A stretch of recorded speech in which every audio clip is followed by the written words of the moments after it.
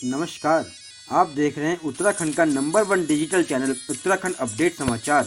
आइए बढ़ते हैं खबरों की ओर। मंगलवार को मुख्यमंत्री त्रिवेंद्र सिंह रावत ने सचिवालय में यूएनडीपी तथा एवं centre for public policy and good governance नियोजन विभाग के सहयोग से तैयार सस्टेनेबल डेवलपमेंट गोल मॉनिटरिंग हेतु तैयार डैशबोर्ड का विमोचन किया। मुख्यमंत्री त्रिवेंद्र सिंह रावत ने कहा कि 2030 तक सतत विकास का जो लक्ष्य रखा गया है, इसके लिए और तेजी से प्रयासों की आवश्यकता है। भाजपा के राष्ट्रीय अध्यक्ष का उत्तराखंड दौरा न केवल भाजपाइयों के लिए खास है, बल्कि सरकार भी जेपी नड्डा के उत्तराखंड दौरे को लेकर तैयारियों में जुट गई है। ऐसा इसलिए क्योंकि संगठन ही नहीं बल्कि जेपी नड्डा उत्तराखंड दौरे के दौरान सरकार के भी कामों का हिसाब किताब लेने वाले हैं। उत्तराखंड में भाजपा के राष्ट्रीय अध्यक्ष का दौरा है और इसके लिए भाजपा संगठन अपने स्तर पर तैयारियों में जुट गया है। भाजपा के प्रदेश प्रभारी से लेकर सह प्रभारी तक देहरादून में डेरा जमा हुआ है और इन दिनों जेपी नड्डा के कार्यक्रमों को लेकर संगठन अपनी तैयारियों को अंतिम रूप दे रहा है। जब सरकार उत्तराखंड में भाजपा की है और अध्यक्ष राष्ट्रीय अध्यक्ष आ रहे हैं, तो सरकार के कामों की भी कहीं ना कहीं समीक्षा होगी, इसको लेकर भी बातचीत करेंगे। बिल्कुल सही कहा है आपने कि ये कामों की समीक्षा होगी। मंत्री परिषद की बैठक माननीय राष्ट्रीय अध्यक्ष जी लेंगे और मंत्रियों का रिपोर्ट कार्ड भी देखेंगे कि इस 4.25 साल के कार्यकाल में कितना प्रोग्रेस किया और क्या नया आपने किया है। ये राष्ट्रीय अध्यक्ष जी माननीय मंत्रीगणों से भी पूछेंगे। मंगलवार सुबह लगभग 9:41 पर रुड़की और उसके आसपास के क्षेत्रों में भूकंप के तेज झटके महसूस किए गए। भूकंप के झटके महसूस होने पर आनन फानन में लोग अपने घरों से बाहर निकलकर सड़कों और खुले मैदानों में आ गए। वहीं आईआईटी रुड़की के भूकंप अभियांत्रिकी विभाग के वैज्ञानिक भी भूकंप की तीव्रता और उसका सेंटर केंद्र हरिद्वार से लगभग 25 किलोमीटर की दूरी पर डोईवाला बताई गई है। देखिए, आज सुबह 9:41 और 51 सेकंड पर एक अर्थक्वेक आया है, जिसको हमने जो हमारा टिहरी गढ़वाल में एक नेटवर्क लगाया हुआ है उसमें और यहाँ रुड़की साइस्मोलॉजिकल ऑब्जर्वेटरी में रिकॉर्ड किया है। इसके मुताबिक ये अर्थक्वेक हरिद्वार से करीब 25 किलोमीटर नॉर्थ वेस्ट में रिकॉर्डेड आया हुआ है और इसकी तीव्रता करीब 4 मैग्नीट्यूड है। इसकी डेप्थ थोड़ी सी ज़्यादा है, 40 किलोमीटर है। इस डेप्थ की वजह से मुझे नहीं लगता है कि कोई जान माल की हानि हुई होगी या कोई, क्योंकि रिपोर्ट भी नहीं हुई है, लेकिन ये काफ़ी बड़े क्षेत्र में महसूस किया गया है, जिसमें देहरादून, रुड़की, हरिद्वार, सहारनपुर, लक्सर जो लोकल एरिया है वहाँ इसको महसूस किया गया है।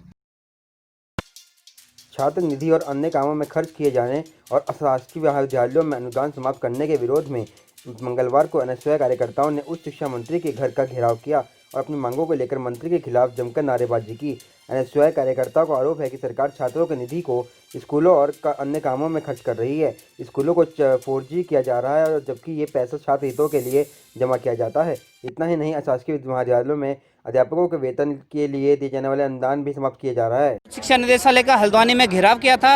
आज हम उच्च शिक्षा मंत्री जी को मिलने आए हैं। इसके बाद हम पूरे प्रदेश के महाविद्यालयों में इसके खिलाफ अब आंदोलन चलाने जा रहे हैं। जब तक सरकार ये फैसले वापस नहीं लेती, हम लोग थमने वाले नहीं हैं। ठीक है। उत्तराखंड डाक परिमंडल की समीक्षा बैठक मंगलवार को देहरादून के डाक परिमंडल कार्यालय में हुई। परिमंडल की समीक्षा संचार एवं मानव संसाधन राज्य मंत्री संजय धोत्रे ने की। इस बैठक में राज्य में डाक विभाग में कामकाज की स्थिति क्या है, खासतौर पर कोरोना काल में डाक विभाग कैसे कामकाज कर रहा है, इसकी समीक्षा के साथ साथ राज्य में सुकन्या योजना व कई अन्य योजनाओं की स्थिति क्या है, उनका लाभ राज्य के लोगों को मिल रहा है या नहीं, इन सभी योजनाओं की भी समीक्षा की गई।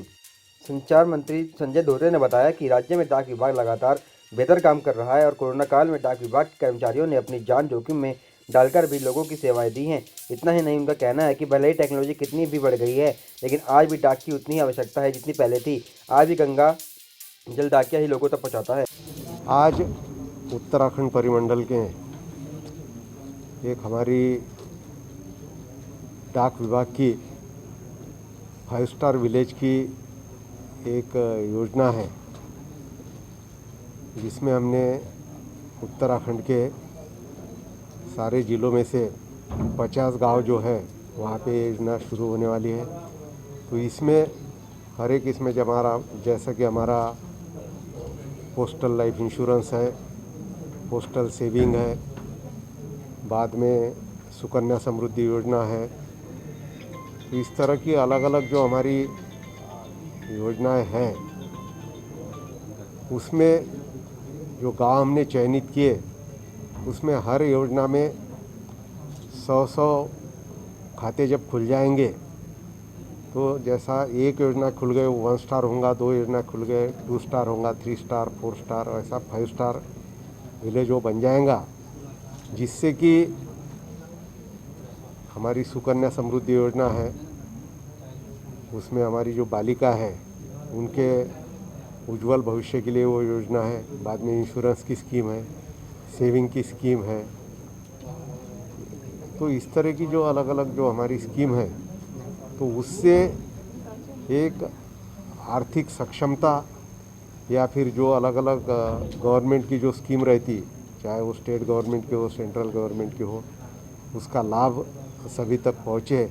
तो इसमें आर्थिक सक्षमता और जो हमारा उनका जो भविष्य है वो सुरक्षित हो जाए, बाद में उनकी पढ़ाई।